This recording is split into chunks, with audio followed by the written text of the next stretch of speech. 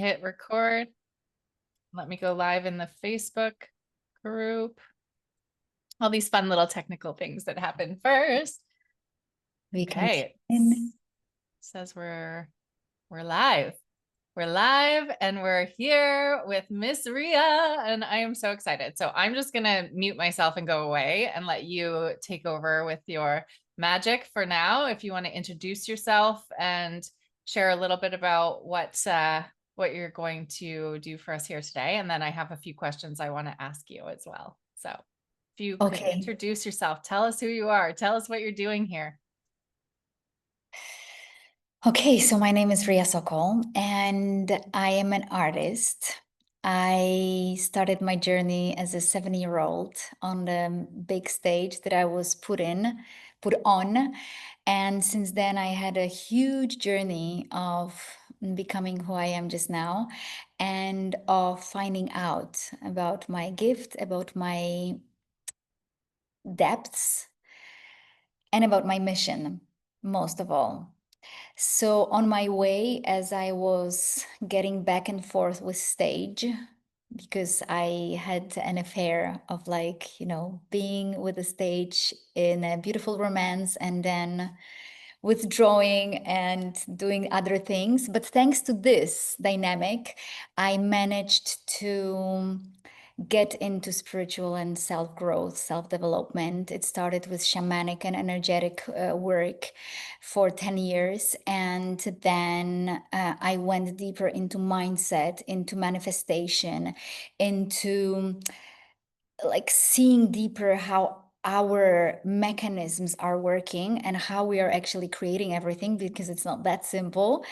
However, what really stopped me was the 5 years of depression, clinical depression, diagnosed with my psychiatrist, which took me to the depths and every corner of the hell, which was unpleasant and unbearable. And if someone told me that 10 years later I'm going to be sitting here in this incredible environment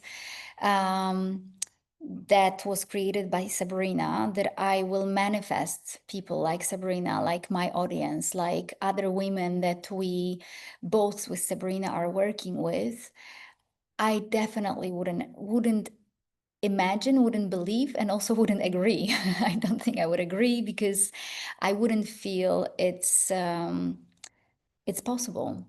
So now, after I've been healthy for 7 years already, after 5 years of healing, I came back on stages as a singer, speaker, um, dancer as well.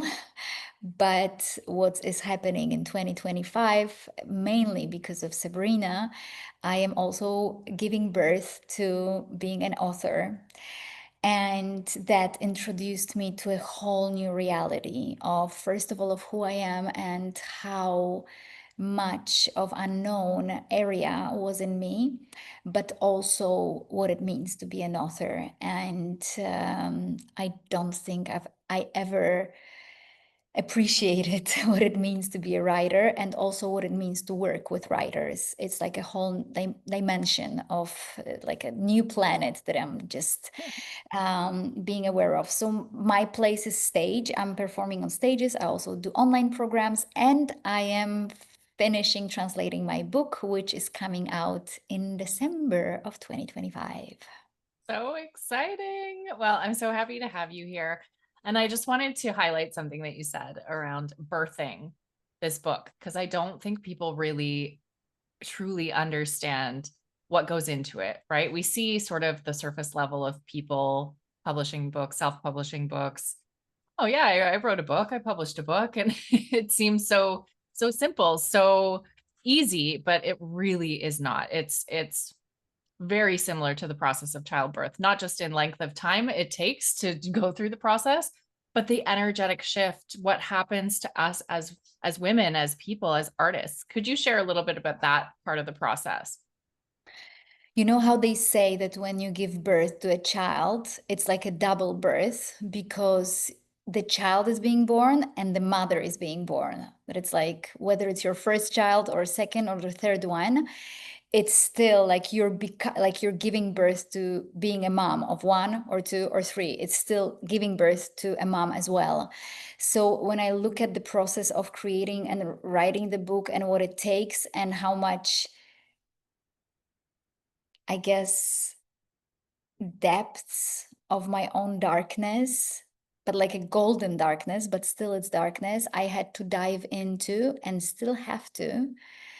I can tell that I could say easily that it's we are giving birth to the book, but we are also giving birth to me as an author. So, like the author is being born, also claiming that title is also intimidating because so many times I repeat, I'm not an author, I'm not a writer. And then it's like, well, on December, you're going to stop repeating it because you're going to be lying, you know? So it is reclaiming like new identity of mine and honoring the process, because until I started writing this book, I would be, for example, I was very disciplined in terms of sleeping. I was going to sleep at 10, I was waking up at 5, until I was being woken up in the middle of the night and being told, right now. And like, no discussion, no negotiation, no, but wait, I have to get up at 5. Like, so you will, but before that, you gotta write. And it was something I couldn't fight. But then, like, surrendering to it was the most profound experience. And at the same time, only I know how sleepy I am after these 9 months of like because it's been 9 months that I've been working with it like day on a daily basis. Until then, it was just like a little bit of here, a little bit of there, and then it started like a hardcore work, and I am sleepy. Officially. I just want to clarify that it's not me waking her up at No. 3 o'clock No, in no, the no, morning no. to write. Although, accountability is part of the process as well. But it's those divine downloads. It's God sharing the voice that you're meant to put out into the world, right? That's what you mean by that. And I think that's such a powerful piece because we all have a calling. I believe we all have a calling, and we all have a voice, and we all have a story. And I work with a lot, obviously, in my profession. I work with a lot of authors through this process, which I've given it a name, by the way. I'm calling it author genesis, because there's a word now for becoming a mother. It's called matrescence. And there's a word for becoming a woman, or going through the rite of passage of a child to a woman, and that's called adolescence.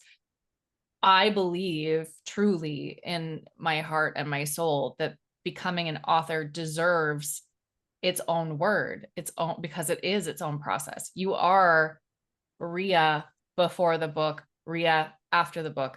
I am Sabrina before the book, I am Sabrina after the book. It is a rite of passage in itself. It's a journey, especially when we're sharing personal stories. This isn't just, oh, I wrote a book. It's called, how to, you know, drink a glass of water, or how to 5 steps to blah, blah, blah. Like those exist as well.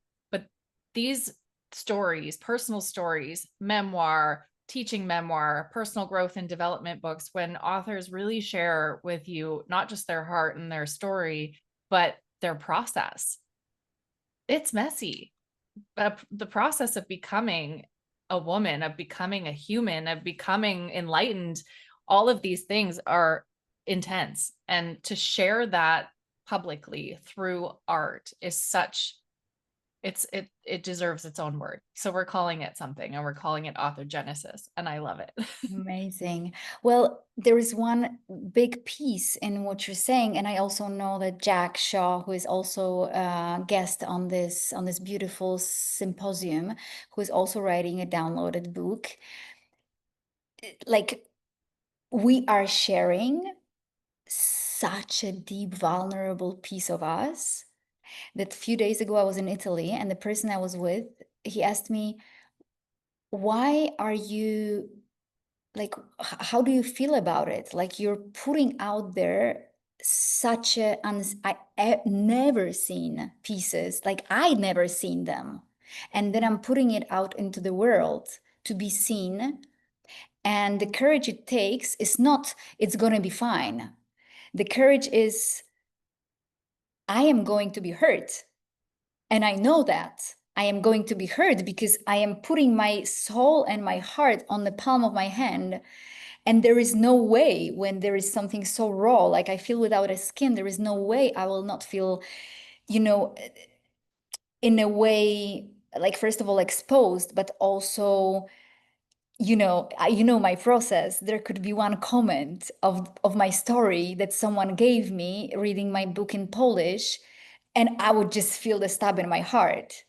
Why? Because it's so vulnerable, because it's so fragile, and it's a willingness. It's literally, then I was realizing in Italy, oh my God, it's a willingness to just literally be hurt. And I do open to that because, as is the title of our meeting today, it was my prayer since 2016 to surrender to being used by God, to literally allow whatever I carry to be put into this planet through me, but not through my, like, it's not my voice, it's the voice of something bigger than I am, that I can remove myself from to allow this voice to come out. So it's like there is no pain that can stop me from that, because it's serving to something bigger. And understanding this mission, understanding the importance of it and the weight of it, gives me, allows me to do it with the feeling of like, okay, someone will criticize it. A lot of people will not agree. They will, just like they said in the reading my book, like, you shouldn't do that. And I'm like, but I did. Like, what do you mean I shouldn't do it? It's like, this is what happened. It shouldn't be in your book. You shouldn't do it. Okay, thanks for letting me know. But it's like, it lands deeper in me than the reels in internet, or Instagram stories when someone is commenting on me. It's a whole new level of getting hurt really deeply by someone's opinion. Yeah. Well, and to that, I think it's so important. Jack was talking about this on her session earlier as well. She had the opportunity to publish with what we call in the industry like the big five publishers, like the ones.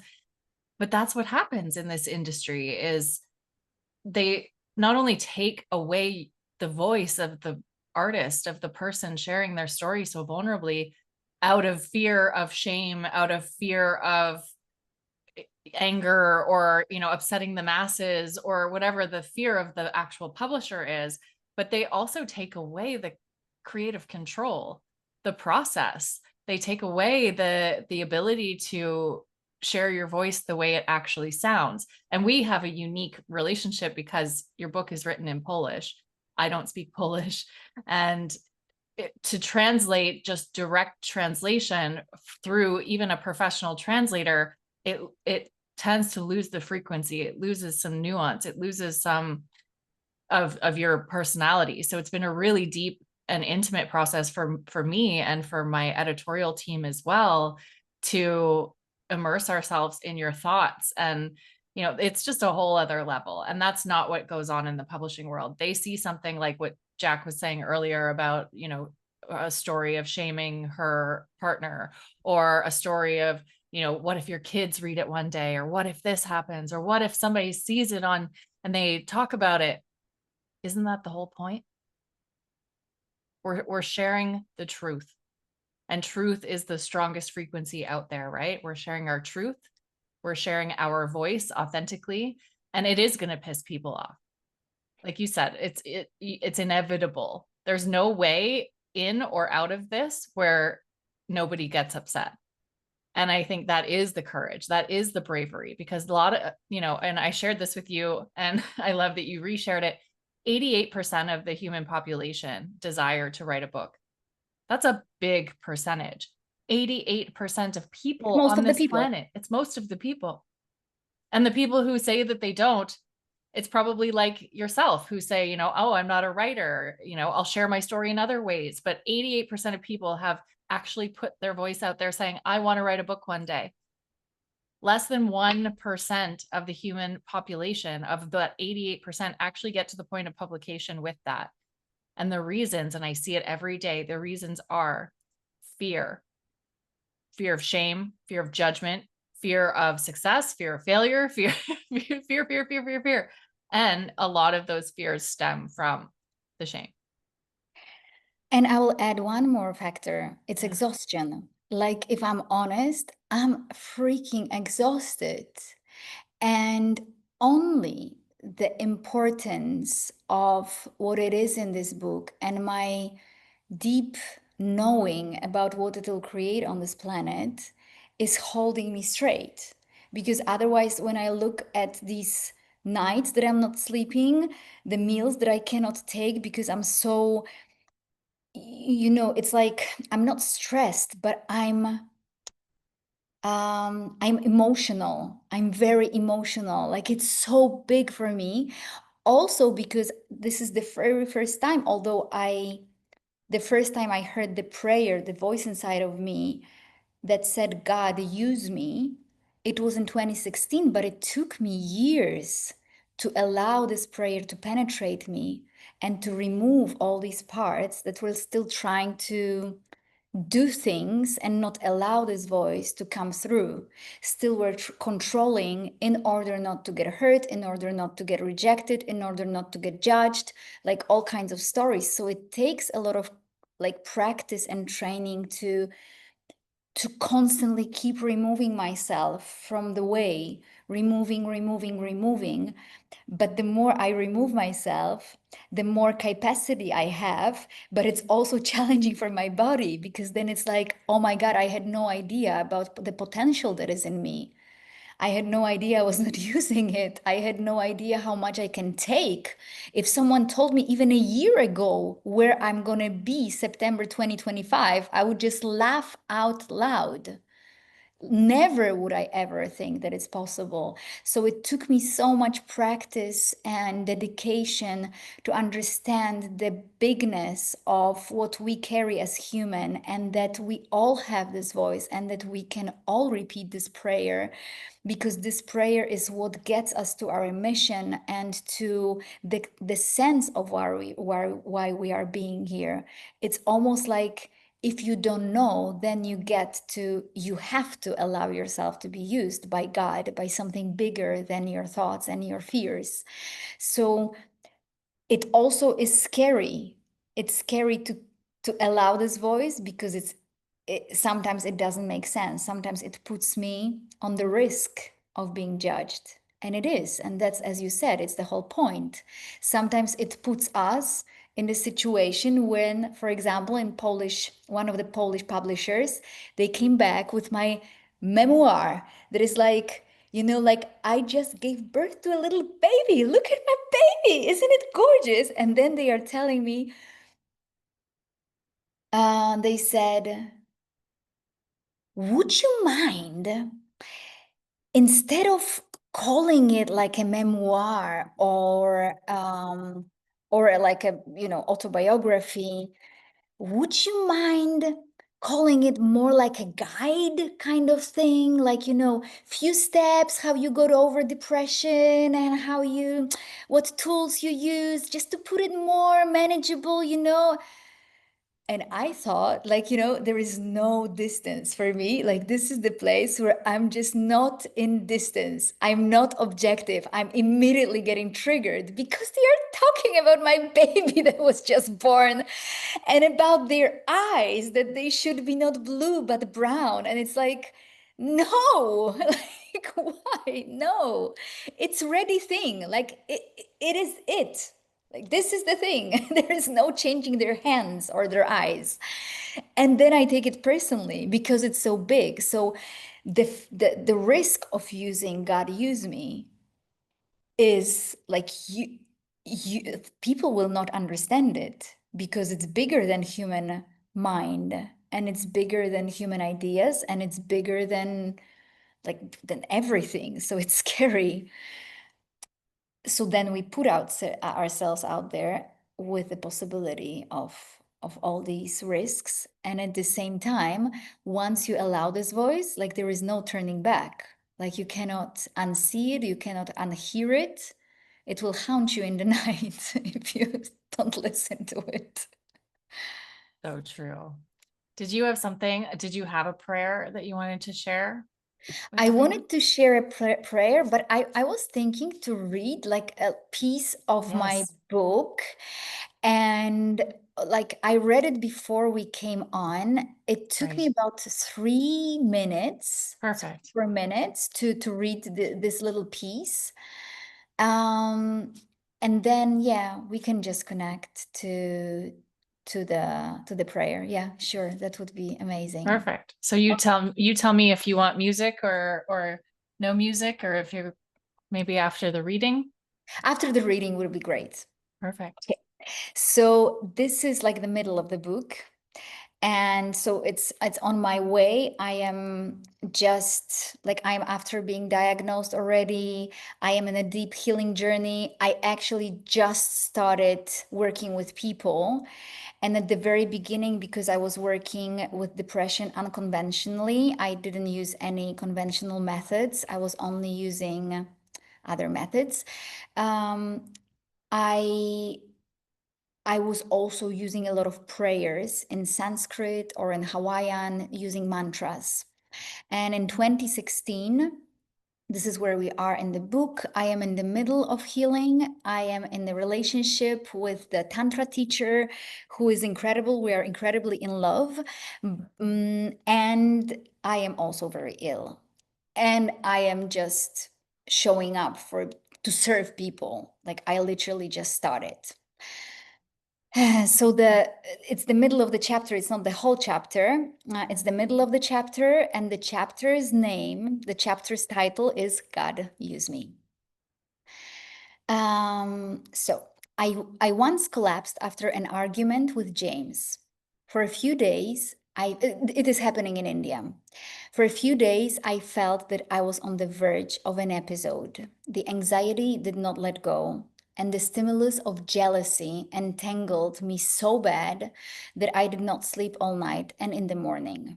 I was unable to get out of bed. I looked ahead and tried to catch my breath, but the pain was unbearable. I couldn't even imagine going out to breakfast, let alone leading people in the class. I was about to sing at the morning meeting on a Tantra festival where there were about 200 people.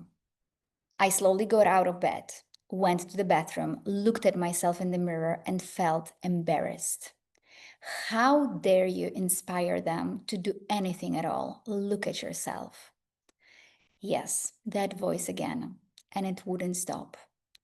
I don't have the strength. I don't have the strength. Just stop.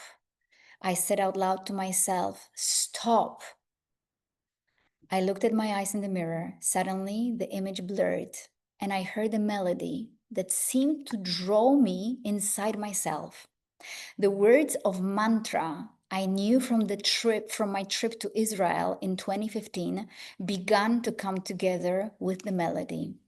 Om Asatom Masat Gamaya Tamasama Jyotir Gamaya Mrtior Mamritam Gamaya. What it means is take me from illusion to the real, from the darkness to the light, from the death to immortality. I could feel my body become paralyzed, like the worst state of anxiety. And at the same time, I knew I was supposed to open my mouth. I did it. And the words began to flow along with the melody. When I finished, still standing in the bathroom in that Indian ashram, I fell on my knees and began to cry.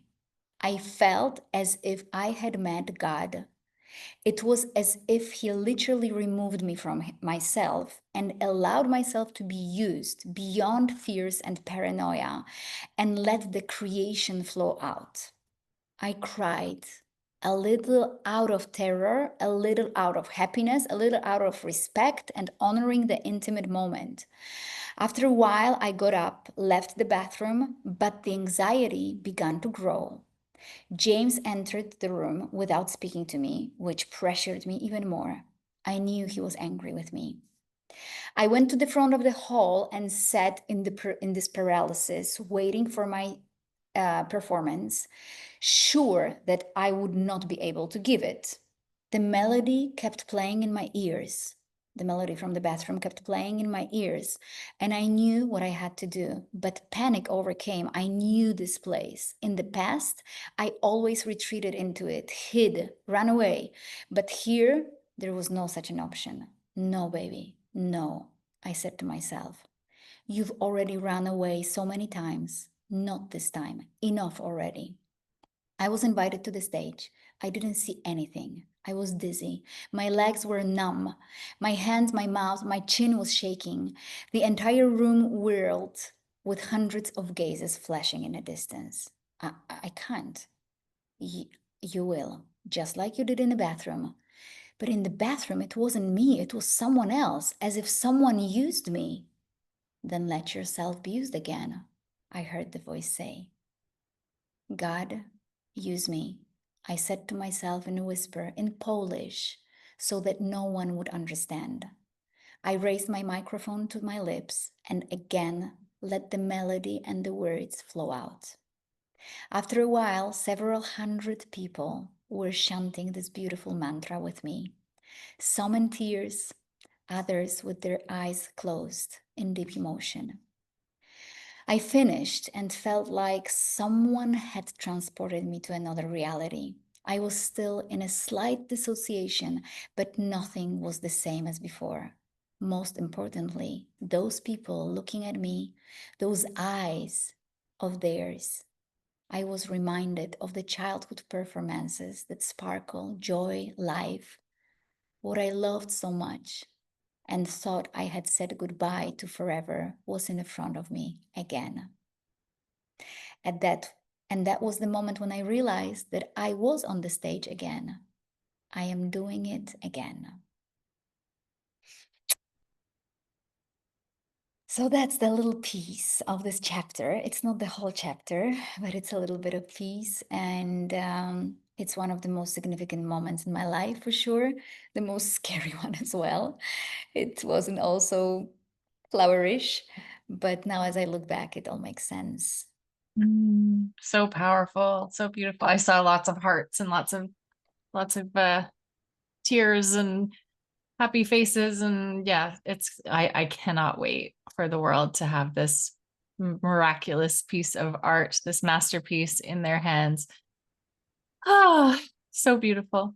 Okay, would you like to share? Do you want me to play the music, or what are You you can play feeling? the music. It will be like a 4 minutes guidance prayer. Perfect. Perfect. I think that's a great way to close it off for Just today. connect. Okay. All right. Let me know if you can hear that.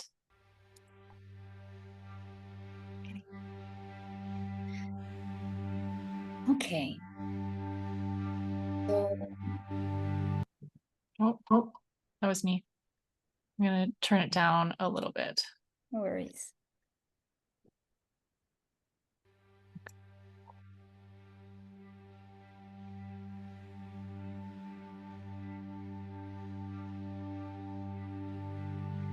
Just inviting you, whether you want to stay with your eyes opened or closed, inviting you to say out loud or whisper this prayer. God, use me.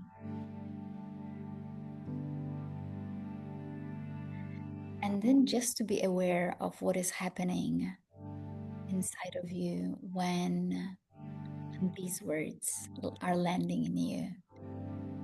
It's like a form of invitation. It's a form of opening.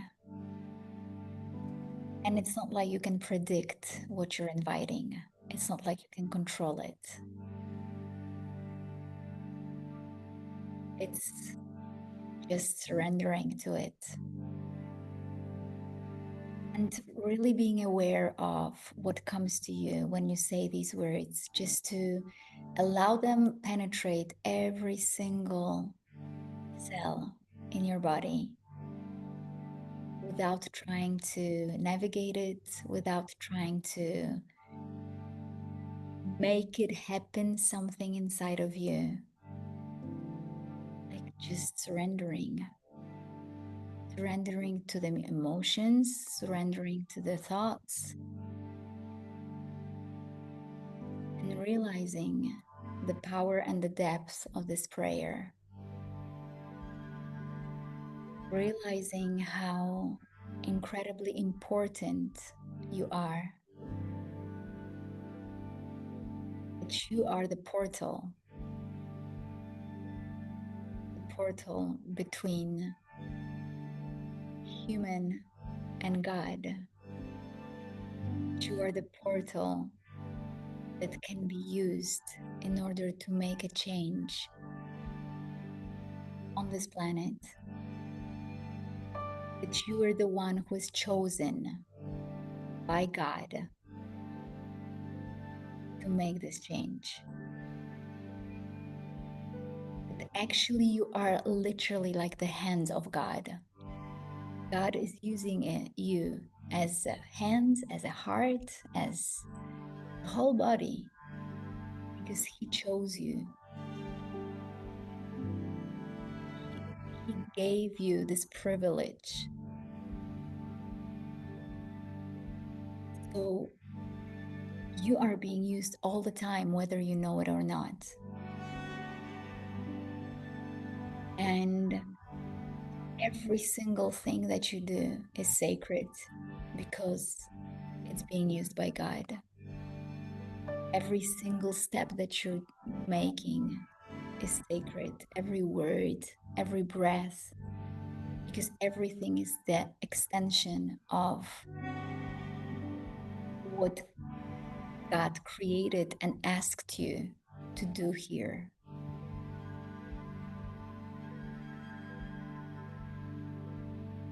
Now realizing the power that you carry and the service that you're in, realizing how incredibly important it is. How do you plan to be used? How do you plan to give yourself away in the service? How do you decide to be used? Are you going to be used consciously, or are you choosing to be not aware of that? This time and here is really limited. And we get to decide to be used by God in this period of time and surrender to the service.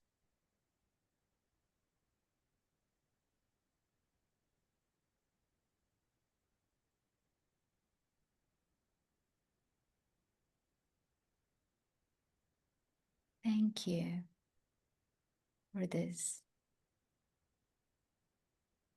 Well, I'm probably not only speaking for myself. When I say you need to record that and have it as a bonus for the books, because Cool. that is so good. Oh, and it's so true. How often are we resistant to our own creativity because it does feel like it's just us, like walking alone and sharing our message or our story or our service or our gifts. And it's scary because it feels like it's just us, like we're not supported divinely. And I think that's what I took away from this is we are always divinely supported. And it's just being brave enough to walk with that, like you are with this book. Yeah. So thank you. Thank you for putting this work into the world. Thank you for being one of the 1% and one of the brave ones that is willing to share your message, because I know from experience that it will give others permission to do the same, and it'll inspire other people to own their story and love their story. And, who knows, maybe even it'll inspire them to write a book and share their story with the world, and the ripple effect can begin, right? Because one story can change so many lives. And, you know, inspiring somebody else to share their story, it works like that, and it just keeps going forever and ever, and it's infinite. It's infinite influence. Yes, I love Yeah. that. Well, and even after we're no longer here in human form on this planet, right, your book stays, your story stays for who knows how long. Some of these books, I've been reading stories that were published in like 1928, and like it's we have no idea the impact. We have no idea. And to believe that we could know is crazy. We have no idea. And this is both beautiful And and terrifying. scary. Oh yes. Well, Just and no that's where the pressure. bravery comes No in, right? pressure. No pressure, but in 100 years, someone's going to read it. Infinite strangers will have access to it for infinite number of years. We have no idea. But that's the impact. And and that's why it's so important to me as a publisher, and I know you as an artist, to speak truth. Because some massaged, flower candy coated story version of the truth that's not really the truth at all, that's not what you want as a legacy left in the world for someone to read it in 100 years. The truth is, though, because you can't go wrong with the truth. So that's my 2 cents. Yeah. And like, may I again repeat that, like this, it's impossible, in my opinion, and in my experience, it's impossible to do it alone. Like it's so demanding that um, I feel that that probably why only 1% is delivering it is because people have no support, because of the old school publishing, because of lack of doulas, books doulas, like you are. And people don't realize that. So, and this is really precious and really worth spreading and let people know that they are not alone in that. I wouldn't be able to do it by myself. And it's like it's a group process. It's a group success, and it's a group work. So I really appreciate you, Sabrina, really deeply. Well, thank you so much. I don't take this work lightly, as you know, but I it's my service to God and to the world and to everyone. It's what I can offer, and I do it with honor and absolute privilege. Like it's my life's work, and I don't take it lightly. So now I'm getting all emotional.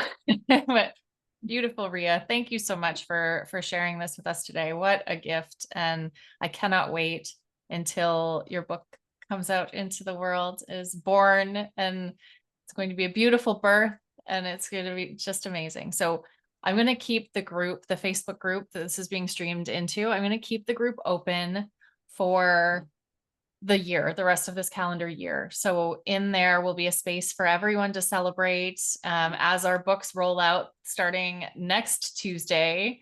Basically, every Tuesday until the end of the calendar year, we have a book releasing into the world, a book being born.